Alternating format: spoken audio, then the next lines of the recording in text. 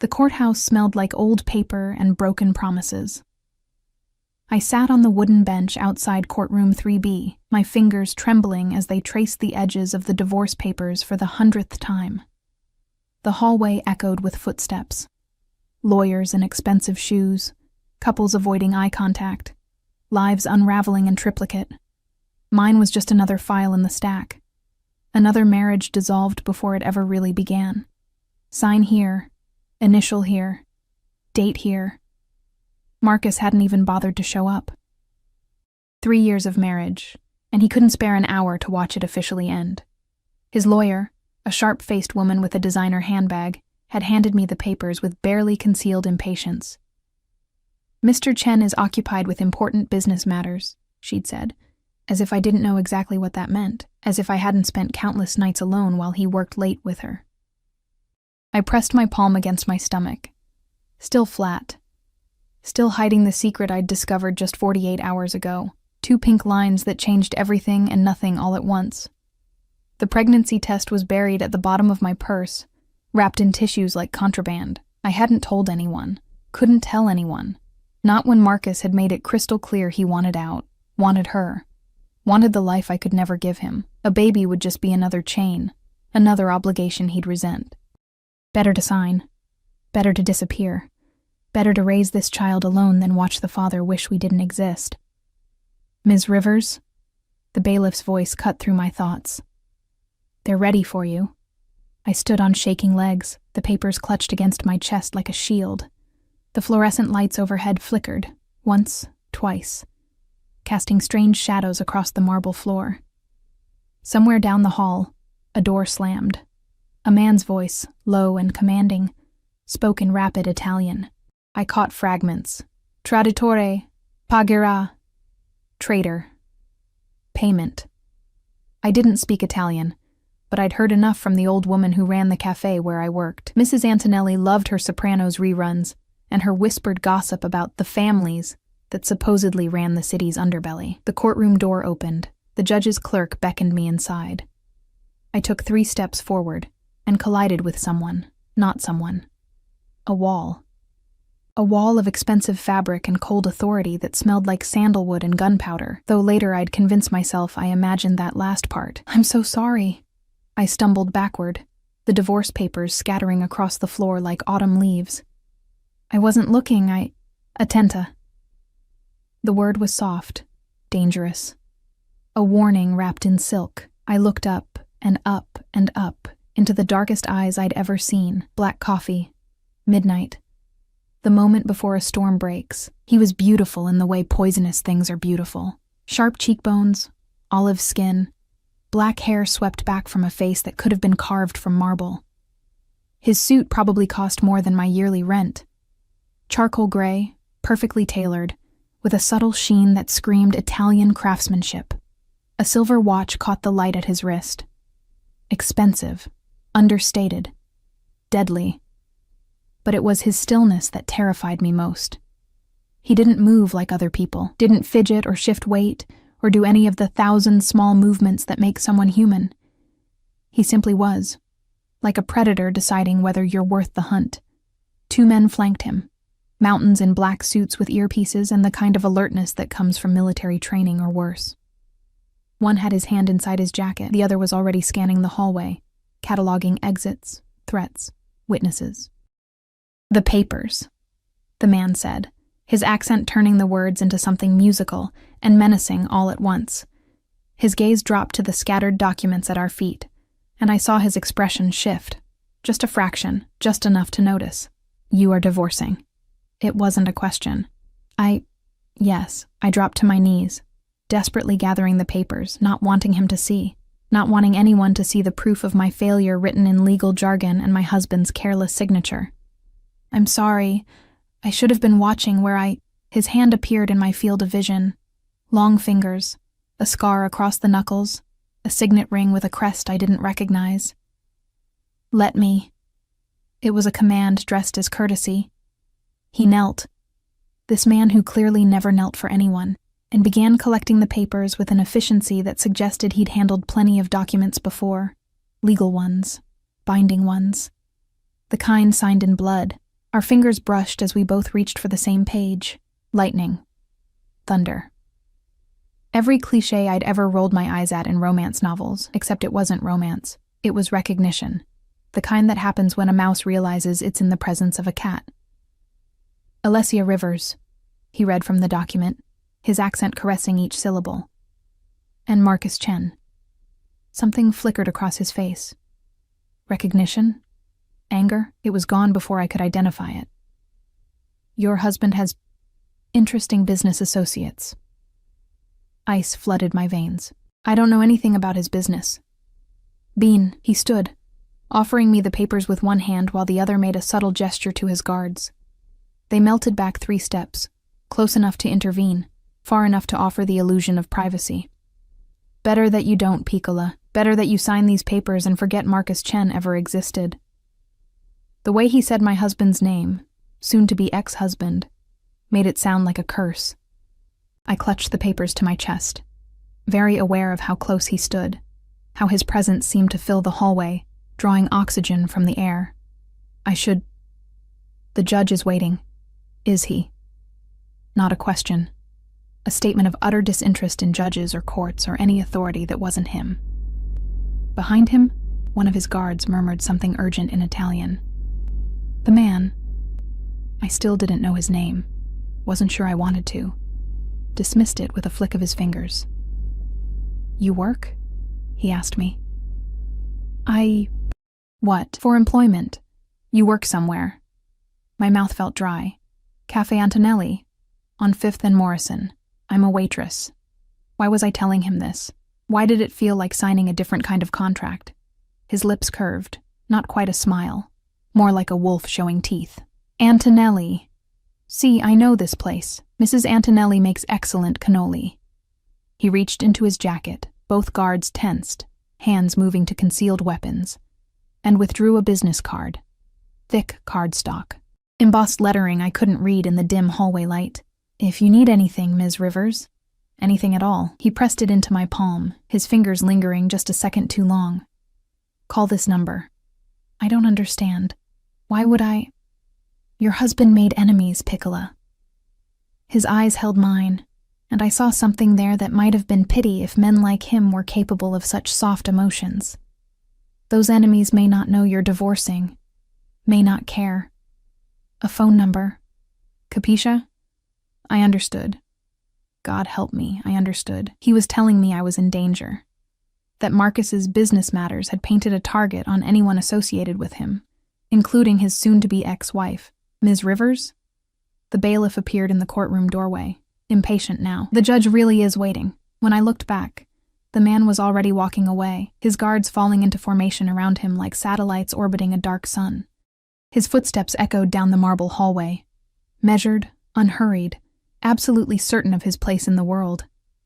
I stared at the business card, no name, just a phone number in embossed silver, and beneath it, a symbol, a crowned lion holding a sword. My hands were shaking as I walked into the courtroom. The judge droned through the formalities, irreconcilable differences, division of assets, final decree to be issued in 30 days. I signed where indicated, initialed, dated. Became Alessia Rivers again, no hyphen, no Chen, no connection to a man I'd loved and a marriage I'd failed. The whole thing took 12 minutes. I walked out a free woman carrying a secret I couldn't tell, and a business card from a man whose name I didn't know, but whose eyes would haunt me for days. The pregnancy test was still in my purse. The divorce papers were in my bag. And somewhere in this city, Marcus Chen was making the kind of enemies who sent men in expensive suits to courthouse hallways.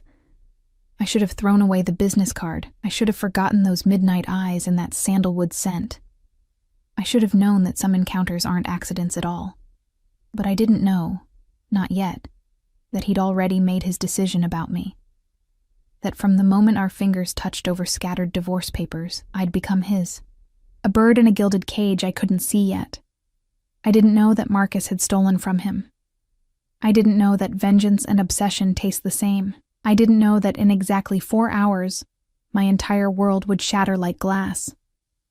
All I knew was that the courthouse steps felt too bright after the dim hallway, and the business card in my pocket burned like a brand against my skin.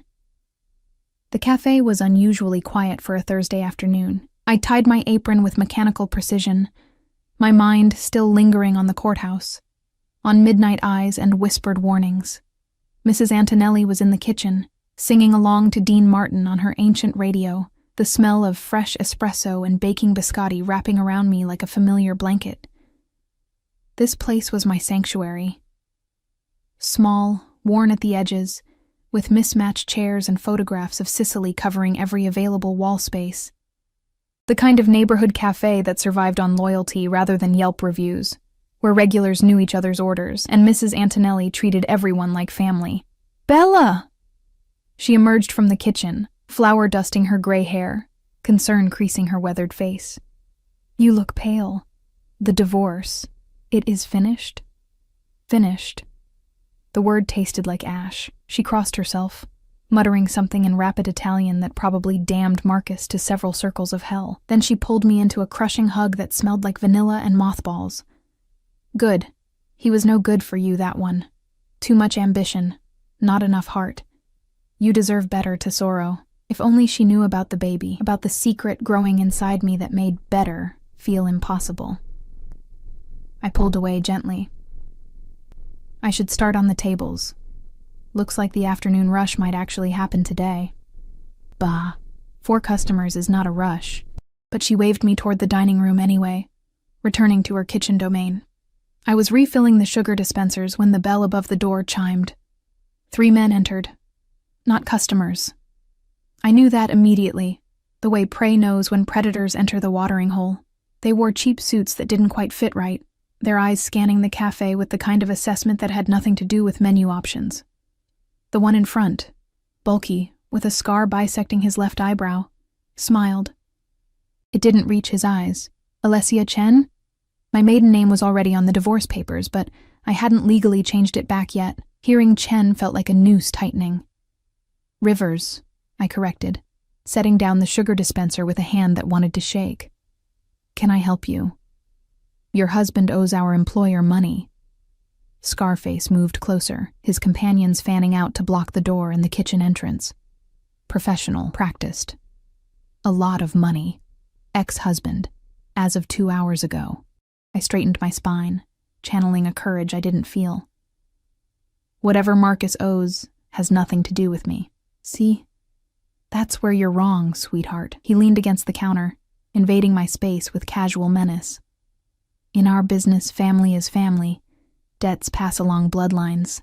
And until that divorce is final, really final, not just signed, you're still a Chen. 30 days. The judge had said 30 days until the decree was final. How much? The words came out steadier than I felt. 300,000. He said it like someone ordering coffee. Plus interest. Plus the insult of him thinking he could steal from us and disappear with his little girlfriend. The room tilted. $300,000. I made maybe $25,000 a year, and that was with good tips. I don't have that kind of money. I work in a cafe. I live in a studio apartment. I drive a car that's held together with prayers and duct tape. Panic was rising now, constricting my throat.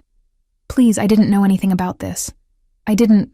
Boss, don't care what you knew. Scarface straightened, and something in his posture shifted from threatening to dangerous. He cares about getting paid, so here's what's gonna happen. You're gonna come with us? Make a phone call to hubby? Tell him if he wants to see you alive? He brings the money. Simple. Not simple. Not simple at all, because Marcus wouldn't pay. I knew that with the same certainty I knew the sun would rise. He'd chosen his mistress over me. Chosen money over honor. Chosen himself over everything else. Why would he suddenly develop a conscience over my kidnapping? Che cazzo! Mrs. Antonelli's voice rang out from the kitchen doorway, and I'd never been so terrified to see someone I loved. She held a rolling pin like a weapon, her 4'11" frame radiating absolute fury. You get out of my cafe. Out, before I call the police. Mrs. Antonelli, please, I started. Scarface pulled a gun, just like that. Smooth, practiced. The black metal gleaming under the cafe's warm lights. Completely wrong in a place that smelled like cinnamon and coffee. Put down the pin, Nona. We don't want to hurt anyone. Just need to have a conversation with Mrs. Chen here. Time stretched. I could hear my heartbeat, the drip of the espresso machine, Dean Martin crooning about Amore. Could feel the pregnancy test in my purse behind the counter, the business card in my apron pocket. If you need anything, Ms. Rivers, anything at all. Okay. My voice sounded far away. Okay, I'll come with you. Just don't hurt her. Please. She's just an old woman who makes cannoli. This has nothing to do with her. Alessia, no! Mrs. Antonelli's eyes were wide, terrified. Dio mio, child, don't... It's fine. I untied my apron with shaking hands, the business card transferring to my jeans pocket. I'll talk to them. Clear up the misunderstanding. It'll be fine. It wouldn't be fine. We all knew it. Scarface gestured toward the door with his gun. Smart girl. Let's go. I walked past Mrs. Antonelli, saw tears on her wrinkled cheeks, wanted to hug her one last time but knew they wouldn't let me. Call my sister, I whispered. Tell her I love her. The afternoon sunlight was too bright, too normal. People walked past on the sidewalk. A mother with a stroller, teenagers laughing, a businessman on his phone. None of them noticed the woman being herded into a black SUV with tinted windows. None of them saw the beginning of my nightmare. The interior smelled like cigarettes and something chemical I couldn't identify. They zip-tied my wrists, not tight enough to cut circulation, but secure enough to make escape impossible. One man drove. Scarface sat beside me. The third watched out the back window. Where are we going? My voice cracked. Warehouse. Neutral territory. Scarface was texting someone, his thumbs moving rapidly across the screen. Boss wants to handle this personally. Make an example, you know? Can't have people thinking they can steal from the Kozlov organization. Kozlov. Russian mob. Oh God. Marcus had stolen from the Russian mob. He won't pay, I said quietly. You should know that. Marcus won't pay ransom for me. We're divorced. He doesn't care. Then you better hope you're worth something to somebody else. He pocketed his phone, studying me with cold assessment. Pretty girl like you? There's always a market. Arabs pay good money for American girls. Lots of options. Bile rose in my throat. I pressed my bound hands against my stomach. Still flat, still hiding the tiny cluster of cells that would become a person. My child. Marcus's child, whether he knew it or not. I couldn't let them sell me. Couldn't let my baby be born into that horror. The SUV turned into an industrial district, buildings growing more dilapidated with each block. Graffiti-covered brick walls, broken windows gaped like missing teeth. This was where the city rotted, where people disappeared and no one asked questions. We pulled into a warehouse with a rusted metal door. Out. I stumbled from the SUV, my legs weak, my mind racing through impossible escape scenarios. The warehouse was vast and empty, just concrete floors and metal support beams and the echoing drip of water from a leaking roof. A single chair sat in the center, illuminated by a hanging work light. They pushed me toward it. Sit! Don't move. Don't scream. The boss will be here soon. I sat. The metal chair was cold through my jeans. Scarface made a phone call, speaking in rapid Russian. I caught Devushka and Chen, and what might have been an address. Then he hung up, and all three men settled in to wait, smoking cigarettes and watching me like I was livestock. Time became elastic. Could have been 10 minutes or an hour. My wrists ached from the zip ties. The baby. I couldn't stop thinking about the baby, about all the ways this could end badly. The business card felt like it was burning through my pocket. Call this number. But my phone was in my purse, back at the cafe. And even if I had it, how could I call? My hands were tied. I was surrounded. And what would I even say? Hello, mysterious stranger from the courthouse. I'm being held hostage by Russians because my ex-husband is an idiot. Can you help? Ridiculous. Except the way he'd said Marcus's name, the recognition in his eyes, the warning about enemies. He'd known. Somehow he'd known this was coming. The warehouse door screeched open. Footsteps echoed across concrete. Multiple sets, military precise. The Russian straightened, suddenly alert, hands moving toward concealed weapons. Bozhe moi, one of them breathed. A man emerged from the shadows at the edge of the light. Not the Kozlov boss, him. The man from the courthouse, still in that perfect charcoal suit, still radiating that terrible calm. His guards flanked him, the same 2 from before, plus 4 others I didn't recognize. An army in designer clothing. His eyes found mine across the warehouse, and something passed between us. Recognition. Confirmation. Possession. Gentlemen. His voice carried easily in the vast space, that Italian accent turning English into music. You have something that belongs to me. Scarface stepped forward, confused. This is Kozlov business, signore.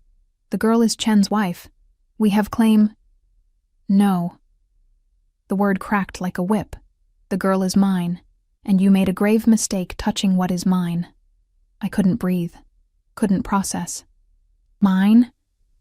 I didn't belong to anyone, least of all this dangerous stranger who... With respect, Mr. Russo. Scarface actually sounded nervous now, and that name, Russo, detonated in my mind like a bomb. Everyone in the city knew the Russo family. Everyone feared them. They made the Russians look like amateurs. We didn't know. Chen never mentioned any Russo protection. We thought she was clean. Chen didn't know. Russo. Dante Russo, my mind supplied, because even people who didn't follow mob business knew that name. Moved closer, and his guards moved with him like a synchronized machine. Because I just decided today, this morning, in a courthouse hallway. Capiche? He was lying. Had to be lying. We'd met for 30 seconds, scattered some papers, exchanged maybe 10 sentences, except his eyes said otherwise. His eyes said he'd decided the moment he touched my hand, seen my divorce papers, recognized Marcus's name. His eyes said I'd been his from the beginning, and I just hadn't known it yet. The girl for Chen's debt, one of the other Russians tried. We can negotiate. There is no negotiation. Dante's hand moved, just slightly, just enough, and 8 guns materialized from his guards, all pointed at the 3 Russians. You release her, now. And you tell Kozlov that Marcus Chen is mine to deal with. His debt is paid, by me. Capito? 300,000 will be in Kozlov's account within the hour, plus an additional 200 for the insult of touching my property. He said it so casually, like $500,000 was pocket change. Now, untie her. Scarface looked at his companions, at the guns, at Dante Russo's utterly calm face. Whatever he saw there made the decision. He approached me with a knife. I flinched, couldn't help it, and saw Dante's expression darken to something murderous. Carefully, he said softly. If you harm one hair on her head, I will personally remove every bone in your body. Slowly, the knife sliced through the zip ties. Blood rushed back into my hands, bringing pins and needles and relief. Come here, Piccola. Dante extended his hand, not a request. Never a request with him. I stood on shaking legs, walked across concrete that seemed to stretch forever. Took his hand, warm, steady, branded with that same electric recognition from the courthouse. He pulled me behind him, positioning his body between me and the Russians. One of his guards immediately draped a jacket over my shoulders, expensive cashmere that smelled like sandalwood and safety. If Kozlov has a problem with this arrangement, Dante said, already turning toward the door, he knows where to find me, but tell him to think carefully before he acts. The Russos have been patient with his expansion into our territory. That patience has limits. He walked me out of the warehouse, his hand never leaving mine, his guards forming a protective circle. The sunlight outside felt surreal, too normal after the darkness inside. A different SUV waited, this one black and gleaming, clearly armored, clearly expensive. The door opened like a mouth. Get in, Piccola. His voice was gentle now, coaxing. You're safe. I promise you, you're safe now. I should have run. Should have screamed for help, flagged down a car, done something other than climb into that SUV with a mafia boss and his private army. But my hands were still shaking from the zip ties. My mind was still reeling from guns and threats and the casual discussion of selling me. And his hand was so steady, his presence so utterly certain. I got in. He slid in beside me, and the door closed with a pneumatic hiss that sounded like fate sealing. "Take us home," he told the driver. Then to me, "You need a doctor. Someone to check you over, make sure you're not injured." "I'm fine." My voice sounded distant, shocky. They just tied my hands. Nevertheless, he was examining my wrists, his touch surprisingly gentle for someone who'd just threatened to remove bones. "You will see my personal physician, and then we will talk about Marcus Chen and the many ways he has earned his death." The SUV pulled away from the warehouse, from my brief captivity, from the last moment my life was remotely normal. I should have asked where we were going. Should have demanded to be taken home, or to the police, or literally anywhere but home with Dante Russo. But the business card was still in my pocket. The pregnancy test was somewhere back at the cafe. And I had the terrible, sinking feeling that I'd just traded one kind of prison for another. Only this cage was gilded. And the man who owned it was far more dangerous than Russians with guns. "Why?" I finally whispered. "Why did you pay my debt? Why did you claim I was yours? You don't even know me." He looked at me then. Really looked, those midnight eyes seeing things I wanted to hide. "Don't I?" His thumb traced my pulse point, feeling the rabbit-fast beat of my heart. "Your husband stole from me, Piccola. $5 million. And when I find him, and I will find him, I will take everything he values. His money, his life, his freedom." He leaned closer, until I could feel his breath against my cheek. "But you, I'm keeping." Dante Russo's home wasn't a home. It was a fortress disguised as a palazzo. The SUV wound through increasingly exclusive neighborhoods, past mansions with iron gates and security cameras, until we reached an estate that made the others look modest. Stone walls topped with elegant spikes. Guards at the entrance who checked the vehicle's undercarriage with mirrors before waving us through. Manicured gardens that probably required a full-time staff. The house itself was 3 stories of Italian Renaissance architecture, all honey-colored stone and arched windows, with a fountain in the circular driveway depicting some mythological scene I didn't recognize. Wealth whispered from every corner, the kind that spanned generations rather than lottery wins. I pressed my hand against my stomach, a nervous habit I'd developed since seeing those 2 pink lines. This world, this gilded, dangerous world, was so far removed from my studio apartment with its peeling linoleum and temperamental heating. Where are we? Though I already knew, already understood. Home. Dante helped me from the SUV with the same careful courtesy he'd shown since the warehouse, as if I were made of glass. My home, where you will stay until I'm certain you're safe. I can't just stay in a stranger's house. We are not strangers, Piccola. He guided me toward the entrance, his hand on the small of my back, possessive, claiming. We became something more the moment you touched my hand, the moment I decided you were worth keeping. A woman waited at the door, mid-50s, steel gray hair pulled into a neat bun, wearing a black dress that screamed housekeeper, but with an air of authority that suggested she ran this palace with an iron fist. "Mr. Russo." She nodded crisply, then her gaze moved to me. Something softened in her expression. "And our guest." "Si, Alessia, this is Signora Marta. She manages the household." He switched to rapid Italian and I caught fragments. Camera, medico, protezione. Room, doctor, protection. Marta responded in kind, her eyes never leaving me with what might have been sympathy, or pity. Hard to tell which was worse. The interior was somehow more overwhelming than the exterior. Marble floors covered with Persian rugs, a sweeping staircase with wrought iron railings, oil paintings in gilded frames, actual art, not prints, fresh flowers on tables that probably cost more than my monthly rent. This was power made tangible, legacy written in architecture and heirlooms. The East Wing, I think, Dante was saying, away from business areas and post guards. No one enters without my permission. Of course, signore. Marta gestured toward the staircase. If you'll follow me, signorina, I'll show you to your rooms. Rooms, plural. I looked at Dante, suddenly desperate for some anchor in this surreal situation. What about Marcus? If he finds out I'm here, he won't. Dante's voice carried absolute certainty. And if he did, he would have to go through me. Through my men. Through walls that have stood for 150 years and survived 2 world wars. He touched my cheek, just briefly, the gesture somehow more intimate than a kiss. You are under my protection now, Piccola.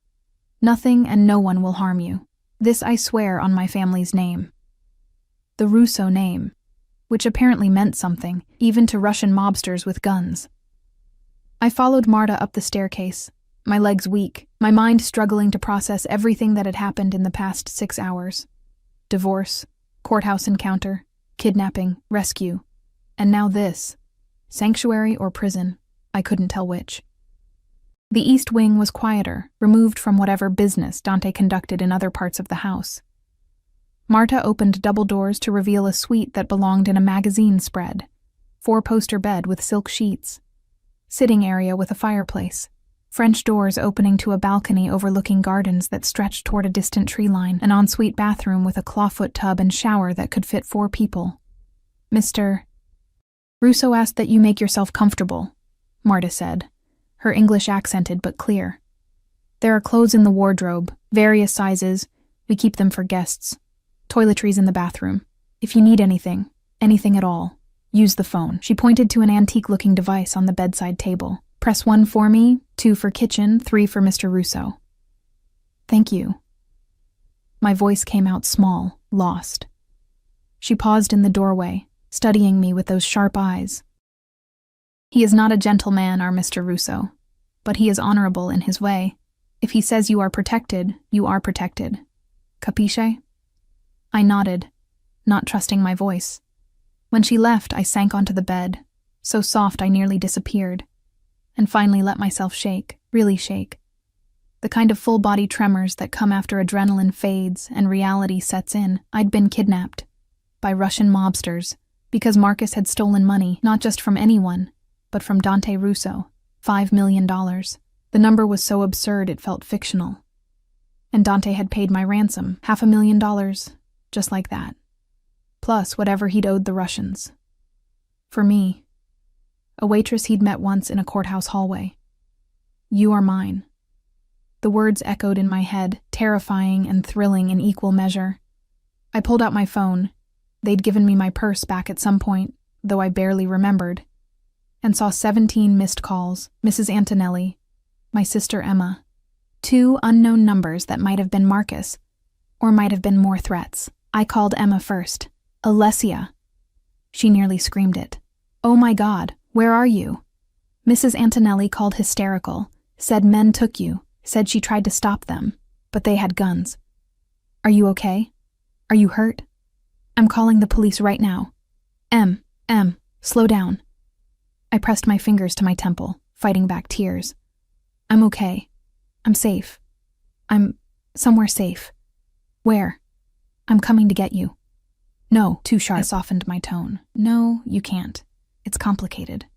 Marcus, he got involved with dangerous people, owed them money.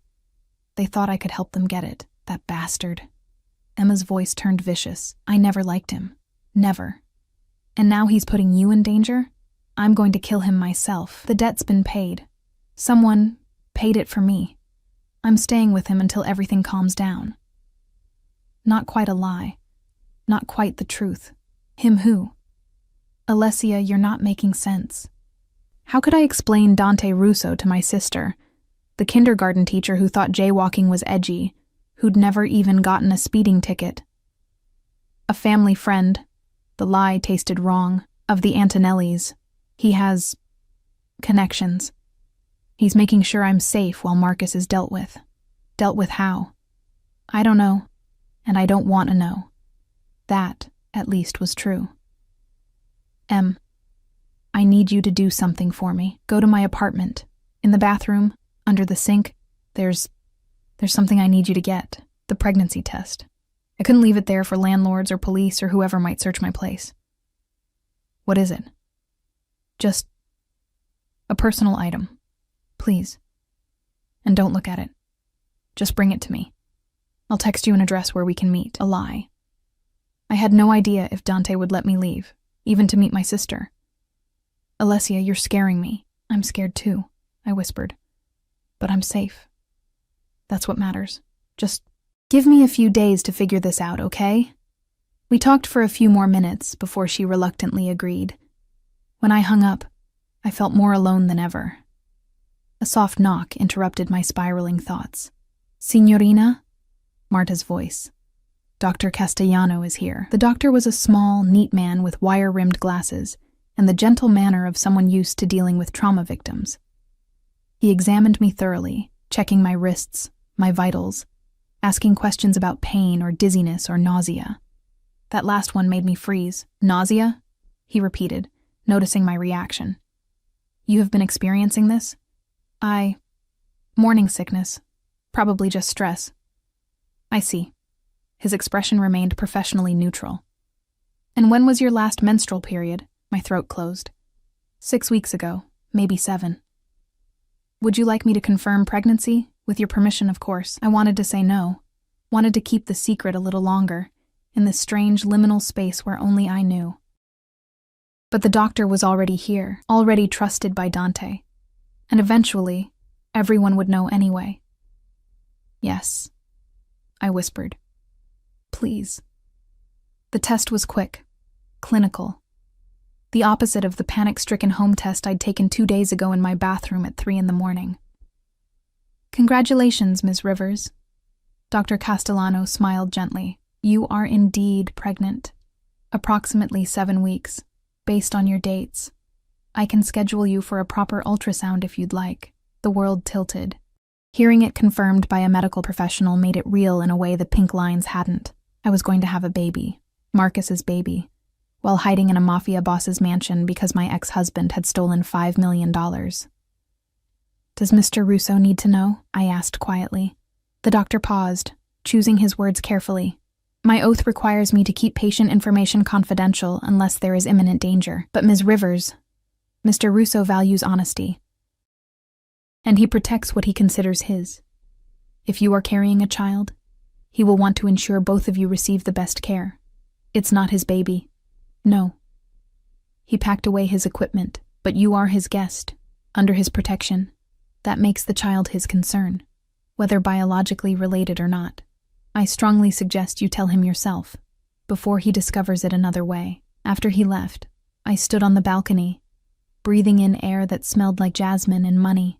The gardens stretched endlessly, beautiful and imprisoning all at once. My hand found my stomach again. I don't know what I'm doing, I told the tiny cluster of cells. I don't know how to keep us safe, or what comes next, or if your father even deserves to know about you. The French doors opened behind me. I didn't have to turn to know it was him, could feel his presence like a change in air pressure. The doctor says you are healthy. Dante joined me at the railing, maintaining a careful distance, but that you should rest. You have experienced significant trauma today. Every day with Marcus was trauma, I said without thinking. Today was just more obvious. He was quiet for a moment, and I felt his gaze on my profile. Studying, calculating. Why did you marry him? The question surprised me. Love. Or what I thought was love. He was charming, ambitious. Said he wanted to build a life together. I laughed bitterly. Turns out he just wanted someone to come home to while he built a life with someone else. Stupido. The word was soft, but vicious. To have you and choose another. To have loyalty and choose betrayal. His hand covered mine on the railing. I do not make such mistakes, Piccola. When I choose something, I keep it. There it was again. That possessive certainty that should terrify me but instead felt like the only solid thing in a shifting world. You don't know me, I protested weakly. You don't know if I'm worth keeping. I know you signed divorce papers rather than cling to a man who did not deserve you. His thumb traced circles on my knuckles. I know you apologized for bumping into me when most people cannot meet my eyes. I know you tried to protect that old woman in the cafe, even knowing it was futile.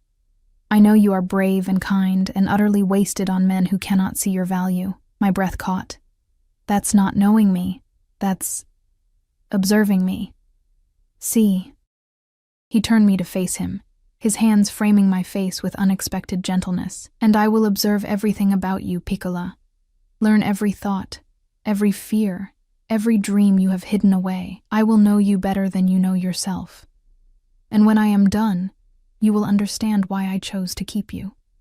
I'm not a possession. No." His eyes burned into mine. "You are so much more than that. You are the rarest thing in my world. Something pure. Something uncorrupted by the violence and greed that surrounds me, and I will do whatever necessary to keep you that way. Even if I want to leave," his jaw tightened. "You do not want to leave. Not yet. You are frightened and overwhelmed, see, but you are also curious, also drawn to me, the same way I am drawn to you."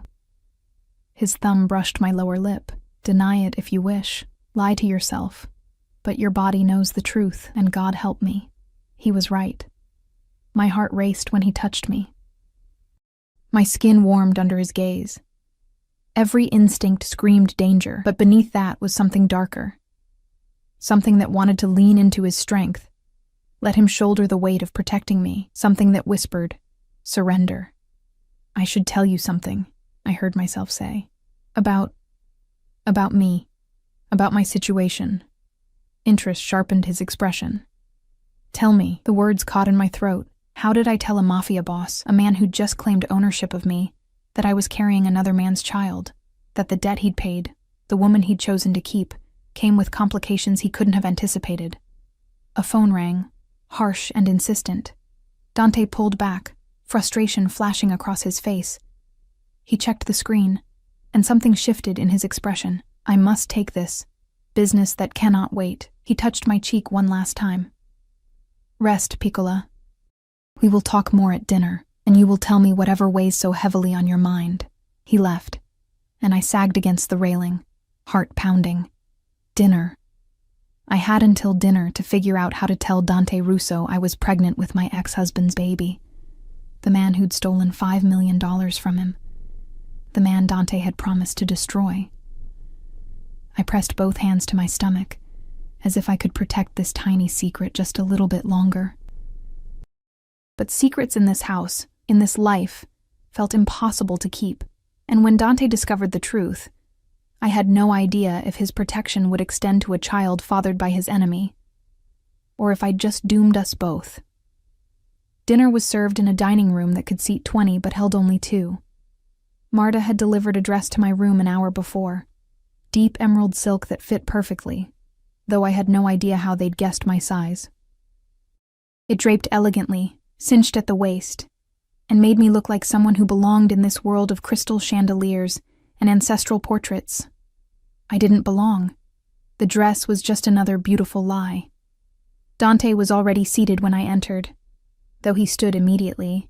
Old-world manners from a man who'd threatened to remove someone's bones that afternoon. He'd changed into a black shirt, no tie, the top buttons undone to reveal a glimpse of olive skin and what looked like the edge of a tattoo.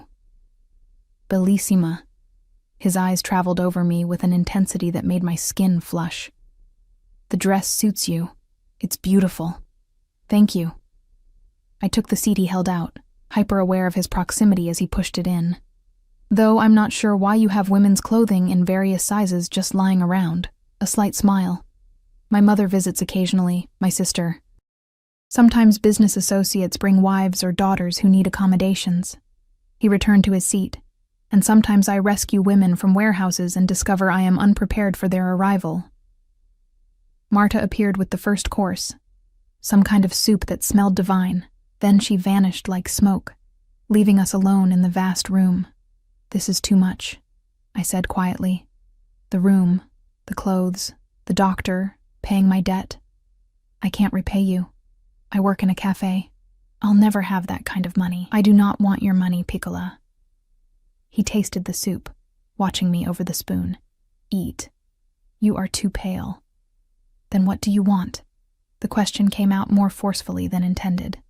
"You keep saying I'm yours, that you're keeping me, but you haven't explained why. What does that even mean?" He set down his spoon with careful precision.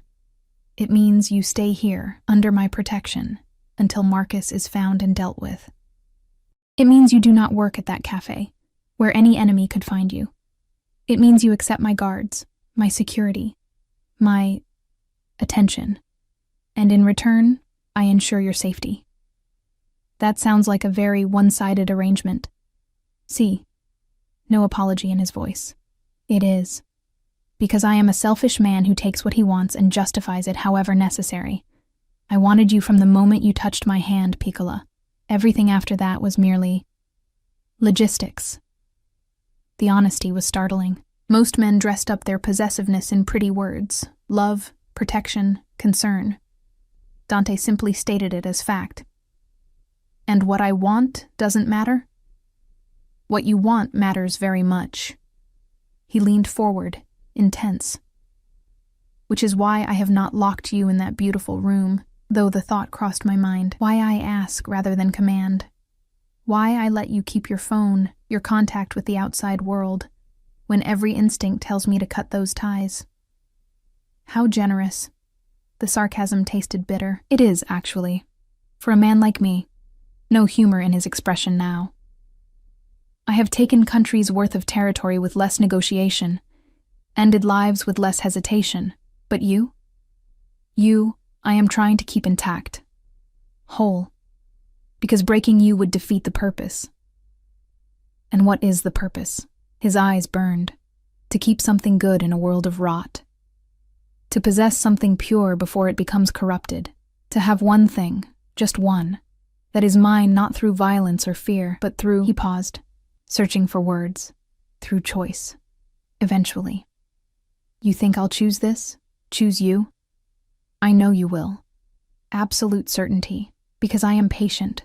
Because I will show you that safety with me is better than freedom in a world where men like Marcus exist. Where Russian mobsters tie your wrists and discuss selling you like livestock. His voice dropped to something dangerous. Tell me, Piccola, did you feel safe in your studio apartment? In that cafe?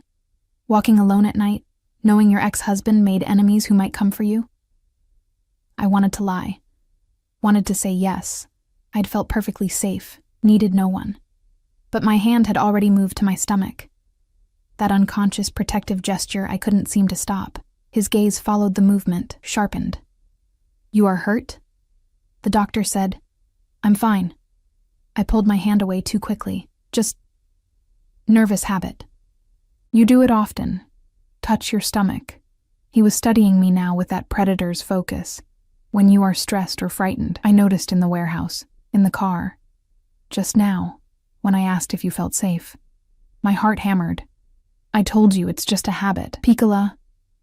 He set down his wine glass. I have built an empire on reading people, on seeing what they do not say, and you are hiding something, not a question. A statement. This was it. The moment I'd been dreading since Dr. Castellano confirmed what I already knew. I could lie. Could deflect. Could keep this secret buried a little longer. But Dante was right. He would find out eventually, and finding out I'd lied would be so much worse than hearing the truth now. I'm pregnant. The words fell between us like stones. 7 weeks. It's Marcus's. And before you ask, no, he doesn't know. No one knows except the doctor and now you. Silence stretched. The kind of terrible, heavy silence that precedes storms. Dante's expression had gone completely blank. Not angry, not disgusted, just empty. The mask he probably wore when ordering executions or conducting business that required emotional distance. Pregnant. He repeated the word like he was testing its weight. With Chen's child. Yes. My hands clenched in my lap. I found out 2 days ago. Took the test the night before I signed the divorce papers. I was going to tell him, but then I realized— My voice cracked. He was leaving anyway. For her.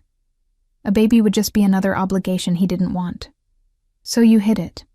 So I hid it, I confirmed. Signed the papers. Decided to raise the baby alone. It's not ideal, but I have my sister, and Mrs. Antonelli, and I'd figure it out somehow. I met his eyes, refusing to look away. And then you paid $500,000 for me. Brought me to your fortress, claimed I was yours. So now I'm telling you, you didn't just acquire me. You acquired a pregnant woman carrying your enemy's child. And if that changes things, if you want me to leave— No. The word cracked like a whip. He stood abruptly, the chair scraping against marble. "You do not leave. Not now, not ever." He circled the table with that predatory grace. Stopping beside my chair, I had to tilt my head back to meet his eyes. "Stand up." My legs obeyed before my brain caught up. His hands framed my face, tilting it up to his. "You carry a child. Chen's child, see, but also yours. Part of you. And that makes the baby mine as well, capiche?" "That doesn't make sense." "It makes perfect sense." His thumb stroked my cheekbones with unexpected gentleness. "You are mine, Piccola. Therefore everything about you is mine. Your safety, your future, your child. All of it falls under my protection now. You can't just claim someone else's baby. Watch me." No arrogance in the statement, just fact. "Marcus Chen forfeited all rights the moment he betrayed you, the moment he stole from me, the moment he made you vulnerable to men who would have hurt you and the child you carry." His voice dropped to something almost tender. "He does not deserve to know about this baby, does not deserve the gift of your love, your loyalty, your body creating life." Tears burned my eyes. "I'm terrified," I whispered. "I don't know how to be a mother. Don't know if I can do this alone." "You are not alone." He pulled me against his chest, one hand cradling the back of my head, the other splaying across my lower back. "Never again, Piccola. You have me now. My resources, my protection, my family. I shouldn't have felt safe, shouldn't have relaxed into the embrace of a man who'd bought my freedom like it was nothing, who spoke of ownership and possession without apology. But God help me, I did feel safe. For the first time since seeing those pink lines, since signing those divorce papers, since Marcus had chosen her over me, I felt like maybe, just maybe, everything would be okay. "What about Marcus?" I asked into his shirt. "When you find him, he will pay for what he stole, what he did to you. But the baby..." Dante pulled back enough to meet my eyes. "The child is innocent, blameless, and will be raised as mine if you allow it." My breath caught. "Yours?" "See." No hesitation.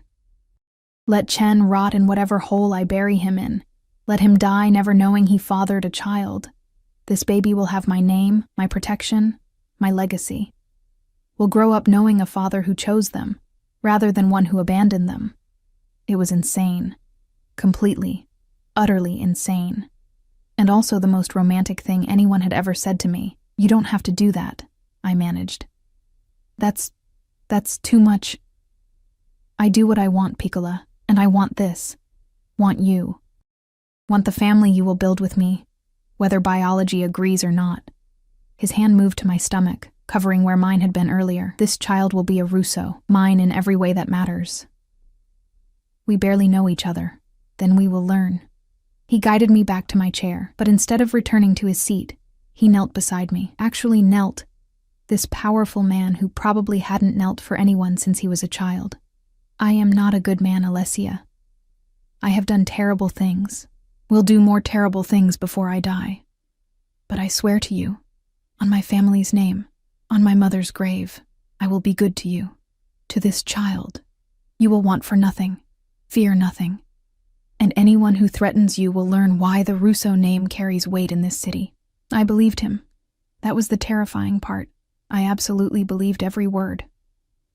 "I need time," I said quietly, "to process all of this. The pregnancy, Marcus, you, everything. It's too much too fast. You have time." He stood, pressed a kiss to my forehead that felt like a brand.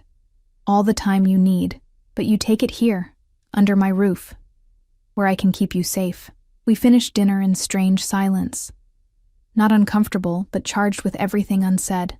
He asked about the baby, about how I was feeling, if I'd experienced morning sickness or fatigue. Practical questions that felt surreal coming from a mafia boss. After dinner, he walked me back to my room, his hand on the small of my back the entire way. "Sleep well, Piccola." He paused at my door. "If you need anything at all, use the phone. I will come, even at 3 in the morning, especially at 3 in the morning." A slight smile.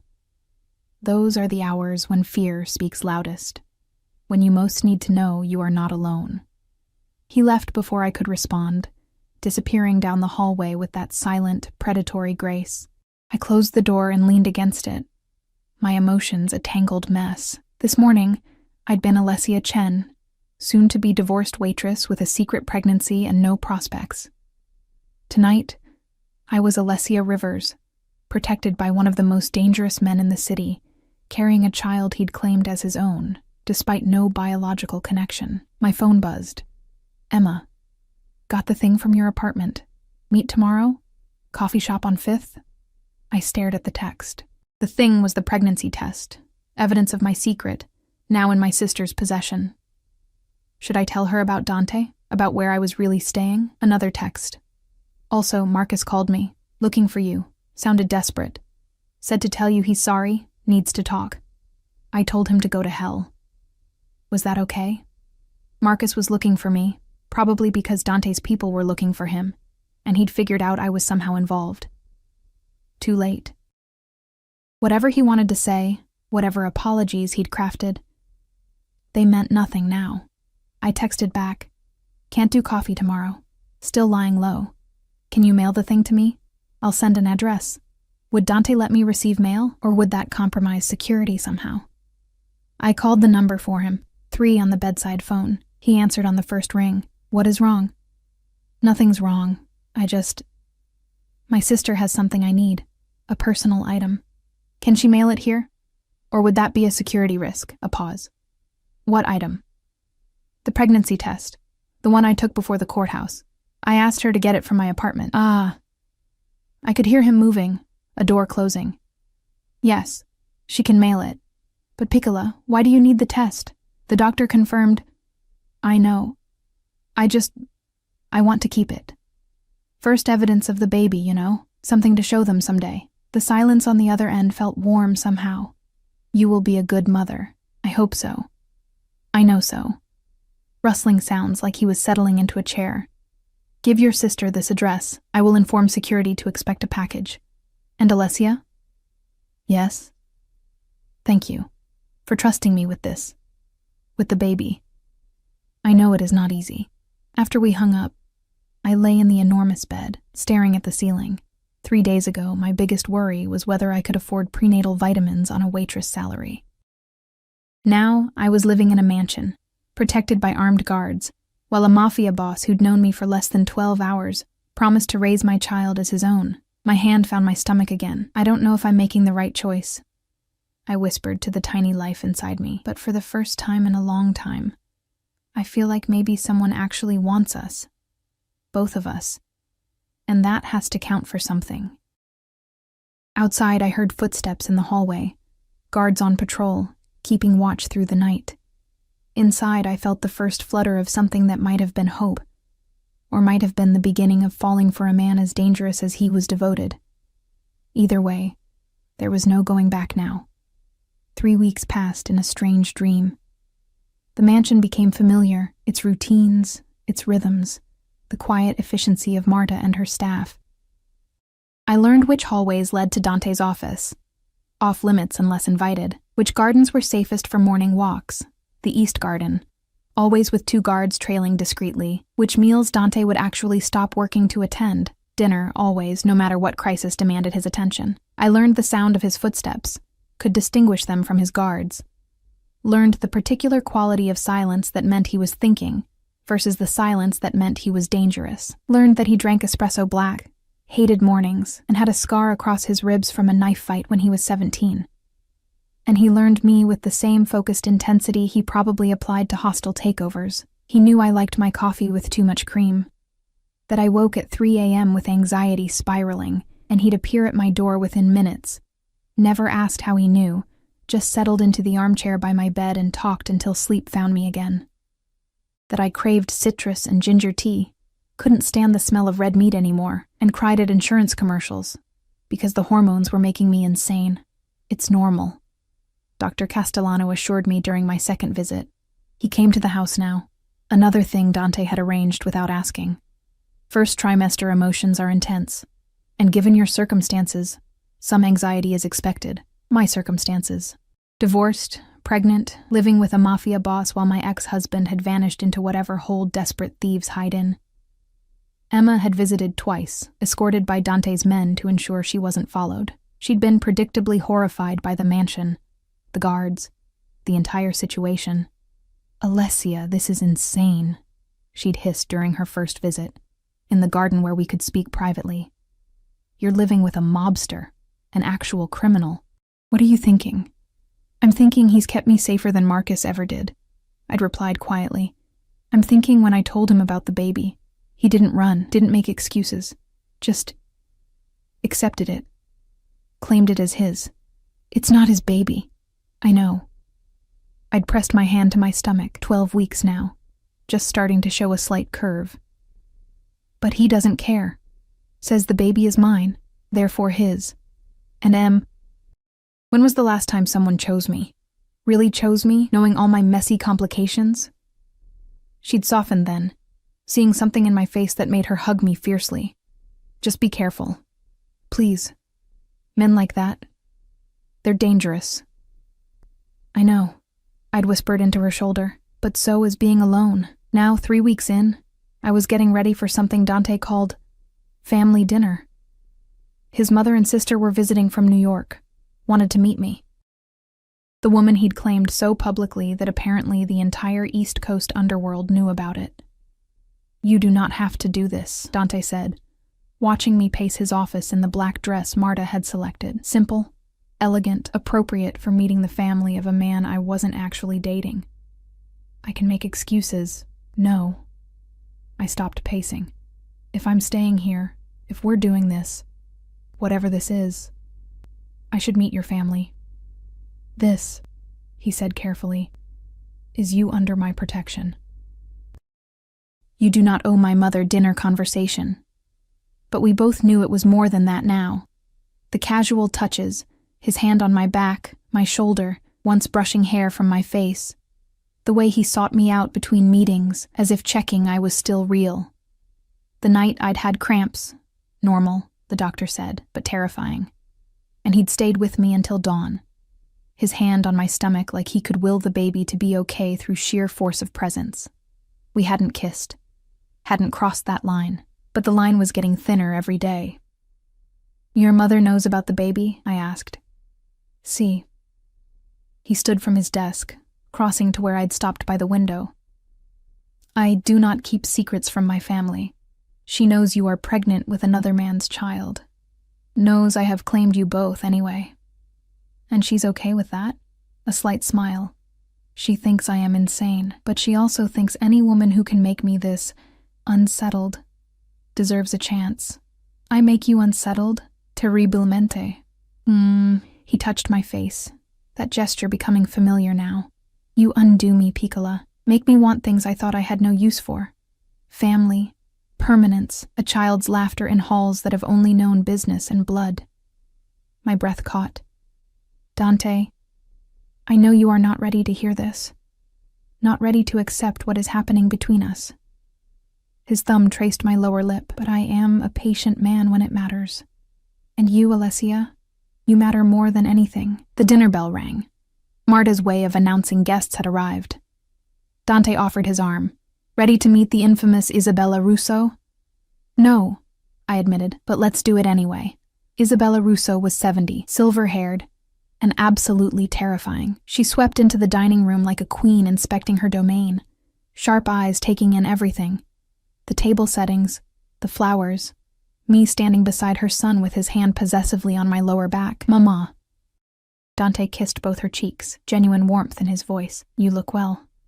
"I look old." She swatted him affectionately, then turned those dark eyes, so like her son's, on me. "And you are the girl who has my son acting like a lovesick fool." I'm Alessia." I extended my hand, which she ignored in favor of pulling me into a hug that smelled like lavender and power. "You are too skinny," she declared, stepping back to examine me. "And too pale." "Dante, is she eating? She should be eating more, especially now." "She eats, Mama. The pregnancy makes her nauseous. Bah, ginger tea, crackers, small meals throughout the day." Isabella took my arm, steering me toward the table. When I carried Dante, I could not stand the smell of garlic for months. Months. His father thought I had lost my mind. Dante's sister, Gianna, was younger. mid-30s, with her brother's sharp intelligence but a warmer demeanor. She hugged me carefully, like I might break. "Don't let Mama intimidate you," she whispered. "She acts tough, but she's already planning the nursery." Dinner was surreal. Isabella asked pointed questions about my family, my education, my plans for the baby. Not cruel questions, but the kind a mother asks when vetting a potential daughter-in-law, which I wasn't. Couldn't be. "Could I? Your ex-husband," Isabella said over the third course. "He has not been found?" Dante's expression darkened. "Not yet. But he will be. And when he is, he pays for what he stole, what he did." Dante's hand found mine under the table, squeezed. "But Alessia and the baby remain protected. That does not change." Isabella studied us both with those shrewd eyes. "You care for my son?" The question caught me off guard. We barely know each other. That is not what I asked. I looked at Dante, at the man who'd paid my ransom, claimed my child, made me feel safer than I'd ever felt, who checked on me at 3 a.m. and brought me ginger tea without being asked, and looked at me like I was something precious. "Yes," I admitted quietly. "I care for him. More than is probably smart." "Ben," Isabella nodded, satisfied. "Smart is overrated. Love is what matters. And whether you know it yet or not, Kara, you are falling in love with my son." "Mama," Dante started. "Zito." She waved him silent. "I did not raise a fool, and she is not a fool either. You think I cannot see the way you look at her? The way she softens when you touch her? I may be old, but I am not blind." Gianna was trying not to laugh. "Mama, maybe let them figure it out themselves." "Figure it out? They are already figured out. They just have not admitted it yet." Isabella turned back to me. "He will be a good father, overprotective, see, probably insufferable, but good. And any child raised with Russo love will want for nothing." Tears burned my eyes. Hormones again, or maybe just the overwhelming relief of being accepted, of someone looking at my complicated situation and not seeing a problem, but a family. After dinner, we moved to a sitting room where Gianna showed me photos of Dante as a child, gap-toothed and serious even then, always standing protectively in front of his younger sister. "He has always been this way," Gianna said softly, "protective to the point of obsession. When our father died, Dante was only 22, but he stepped into the role like he was born to it, took care of everything, everyone, including me," Isabella added from her chair. "Even when I insisted I did not need taking care of." She smiled at her son. "He cannot help himself. It is in his blood to protect what is his." "I am not a thing to be owned," I said, "but without heat." "No," Dante agreed, settling beside me on the sofa. "You are something far more valuable. You are chosen." The evening wound down eventually. Isabella hugged me goodbye with promises to visit again soon, to help with the baby when it came. Gianna pressed her phone number into my hand. "Call me any time," she said, "even just to talk. Being alone in this world." She gestured to the mansion, the guards, the beautiful prison. "Can be isolating. You need friends who understand." When they left, the house felt too quiet. Dante walked me to my room, as had become his habit. But tonight I didn't want to be alone. Didn't want to lie in that enormous bed thinking about everything that had changed. "Stay," I said at my door. "Just for a while. Please." Something shifted in his expression. "Alessia, I'm not asking for anything except company. I just don't want to be alone tonight." He followed me inside, settling into the armchair while I curled up on the bed. We talked about nothing and everything. His childhood, my sister, the baby's future. He told me about his father, who'd built the Russo empire from nothing. I told him about my mother, who died when I was young, leaving Emma and me to raise each other. "You are stronger than you think," he said quietly. "Losing your mother, surviving Marcus, facing motherhood alone, that takes courage. I'm not alone anymore. No." He moved to the bed, sitting on the edge. "You are not. You will never be alone again, Piccola. I swear it." The words hung between us, heavy with promise. I reached for his hand, threading our fingers together. "Your mother thinks I'm falling in love with you. My mother is very wise and presumptuous. But I couldn't deny it. Couldn't pretend I hadn't been falling for weeks now. Slowly, inevitably, like water finding its level. This is crazy. We've known each other less than a month. Time is irrelevant. His free hand cupped my face. I knew the moment I saw you in that courthouse. Knew you were meant to be mine. That's not how the world works. It is how my world works. He leaned closer, until I could see flecks of gold in those dark eyes. I take what I want, Alicia, and I have wanted you from the beginning. But I will not take this. His thumb brushed my lips, until you give it freely, until you admit what we both know is true. My heart hammered. And what is that? That you are mine. That this baby is mine. That you do not want to leave this cage I have built for you, because you have realized something important. What? That some cages are not prisons. His forehead touched mine. Some are sanctuaries, and you, Piccola, are finally safe enough to stop running. He was right. God help me, he was right. I'd spent 3 years running, from Marcus's indifference, from my own inadequacy, from the fear that I'd never be enough. And then I'd planned to run further, to raise a baby alone, to pretend I didn't need anyone, to be strong through sheer stubbornness. But here, in this beautiful cage with this dangerous man, I could finally stop, could finally admit I needed someone, that I wanted to be chosen, protected, loved. Kiss me, I whispered. His eyes darkened. Are you certain? I'm terrified, but yes, I'm certain. The kiss was nothing like I expected. Gentle at first, reverent almost, like I was something holy. His lips moved against mine with practiced skill, coaxing rather than demanding, giving me every opportunity to pull away. I didn't pull away. I leaned in, my hands fisting in his shirt, and kissed him back with all the fear and hope and desperate longing I'd been holding inside. He groaned, deepening the kiss, one hand cradling my head while the other splayed across my lower back, drawing me closer, careful of the baby, always so careful. When we finally broke apart, both breathing hard, his eyes burned with possession and something softer. Ti amo, he whispered against my lips. From the moment I saw you, Piccola, I love you. That's impossible. Nothing is impossible when you want it badly enough. He kissed my forehead, my cheeks, my nose, and I want you. This child. The family we will build. Everything. I'm still scared, I admitted. Ben, fear keeps you smart. He pulled me against his chest, and I could hear his heartbeat, steady, strong, alive. But fear with me is different than fear alone. Here, you can be afraid and still be safe, can be vulnerable and still be protected. Capiche? I understood. Finally, I understood. This wasn't about possession or control or the darker things people whispered about men like Dante Russo. This was about a man who'd looked at a broken woman in a courthouse hallway and decided she was worth keeping, worth fighting for, worth loving, complications and all. What about Marcus? I asked. When you find him? He will face justice, my justice. Dante's voice hardened. But you do not need to know the details. Do not need to carry that weight. Will you kill him? A pause. Would it bother you if I did? I thought about Marcus. About 3 years of being invisible, unwanted, second choice.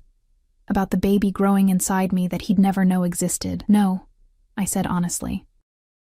He stopped being my concern the moment he chose someone else. Good. Dante kissed my hair. Because he signed his death warrant the moment he put you in danger. Made you vulnerable. And I do not forgive such things. We stayed like that for hours. Talking, kissing, planning a future that seemed impossible but felt inevitable. He told me about the nursery being prepared, the best schools in the city, the trust fund he'd already established for the baby. I told him about my fears, that I'd be a terrible mother, that the baby would somehow sense it wasn't really his, that this happiness was too fragile to last. Nothing is certain in this life, Piccola, he said, as dawn crept through the windows, but I can promise you this, I will protect you, provide for you, love you and this child with everything I have, and anyone who threatens that will learn why the Russo name is feared. 2 months later, Marcus Chen's body was found in the river. The news reported it as a mob hit. Debts unpaid, loyalty betrayed. The usual narrative when criminals turned on each other. The investigation would go nowhere, because investigations involving the Russo family always went nowhere. I felt nothing when I heard, no grief, no satisfaction. Just a distant sense of closure. The man who'd fathered my child was gone. And the man who'd chosen to raise my child sat beside me on the couch, his hand on my visible baby bump, talking softly to someone he'd never biologically created but already loved completely. "Your mama is scared," he told my stomach. "Worried about labor, about whether she will be good enough, stupid of fears, because she is already the best mother. Do you know how I know?" "How?" I asked, smiling despite myself. "Because she chose to keep you, even when it would have been easier to end things.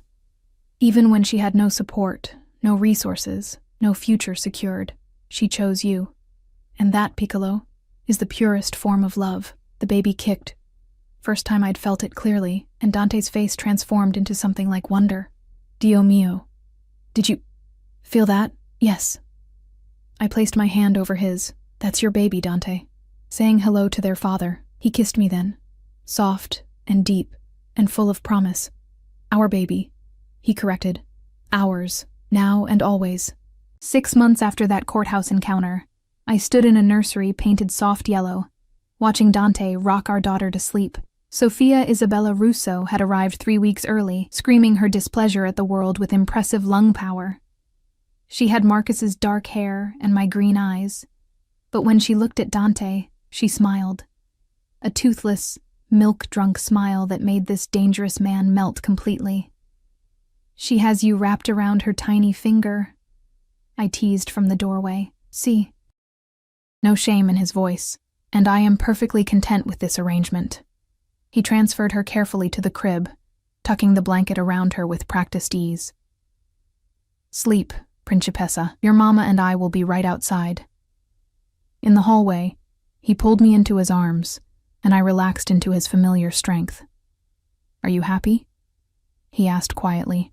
I thought about the question, about everything I'd lost and everything I'd gained, about the life I'd planned versus the life I was living. "I'm terrified," I admitted.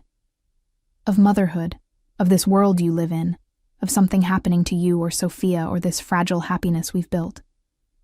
"That is not an answer, Piccola. But yes." I looked up at him. This man who'd claimed me in a warehouse, protected me in his fortress, loved me despite every logical reason not to. "I'm happy. Improbably, impossibly happy." "Ben." He kissed my forehead. "Because you are mine, Alessia Russo. You and Sophia both. And I protect what is mine with everything I am. Russo." I'd taken his name last month, a quiet courthouse ceremony. Nothing like my first wedding. Just Dante, me, Emma, Isabella, and Gianna, a judge who didn't ask questions and didn't care about the timeline. Alessia Russo. The name of a woman who'd learned that sometimes safety looks like danger, that protection can feel like possession, that the most dangerous men can also be the most devoted fathers, that love doesn't follow rules or timelines or logic. It just is. "Take me to bed," I whispered against his chest. "I want to fall asleep in your arms. Sempre," he promised. "Always. For the rest of our lives, Piccola, you will never sleep alone again." And he kept that promise. Every night for the rest of our lives, I fell asleep in the arms of a man who'd seen me at my most broken and decided I was worth keeping, who'd claimed another man's child as his own without hesitation, who'd built a fortress around our family and dared the world to threaten it. Some would call it a cage. I called it home. And in the end, that made all the difference.